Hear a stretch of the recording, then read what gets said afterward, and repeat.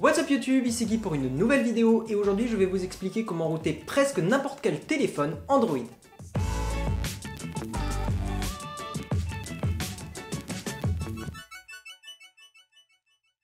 Alors, avant de commencer cette vidéo, je voudrais préciser 3 choses. La première, c'est que si vous voulez mieux comprendre ce qu'est le root au niveau des avantages que ça apporte, de la garantie ou des risques, n'hésitez pas à aller voir ma vidéo que j'ai faite dessus qui explique tout ça en détail. La seconde, c'est que le but de cette vidéo est aussi de vous prévenir des dangers des solutions de root en un clic. Fuyez vraiment les solutions comme Kingroot, KingoRoot ou OneClickRoot. Ce sont des sites chinois qui sont réputés pour récupérer vos données personnelles et installer des logiciels très douteux sur votre téléphone. N'oubliez pas que router, c'est débloquer tout votre système et que ça vous rend hyper vulnérable à tous les virus, tous les malwares et ce genre de choses. La troisième, c'est que cette vidéo est surtout là pour vous aider à mieux chercher et mieux trouver un tuto pour router votre modèle de téléphone. Parce que oui, contrairement à l'iPhone qui se fait jailbreaker d'une façon assez simple et globalement universelle, sur Android, les techniques de route sont complètement différentes suivant le modèle que vous avez. Je sais que c'est dommage et que ça aurait été plus simple pour vous et même pour moi d'avoir un truc qui fonctionne pour tous, mais non, ça n'existe pas. Donc je vais maintenant vous présenter ma façon de chercher des tutos pour router votre téléphone,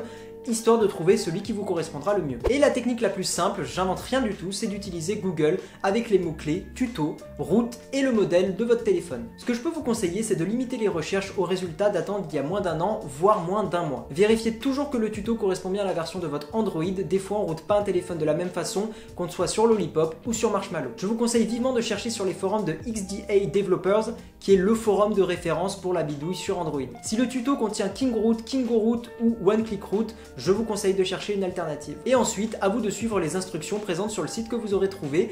Prenez votre temps, router un téléphone Android, c'est pas aussi simple que ça en a l'air.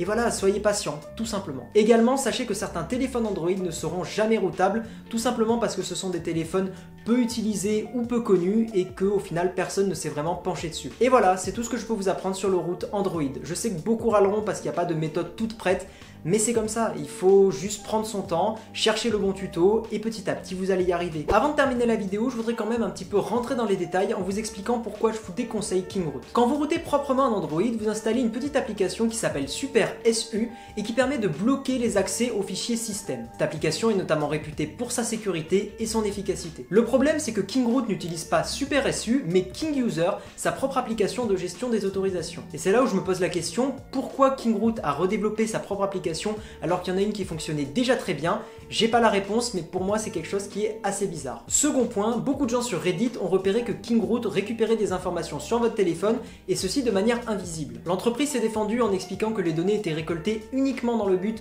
de déterminer le modèle de votre appareil afin de trouver la solution de routing appliquée.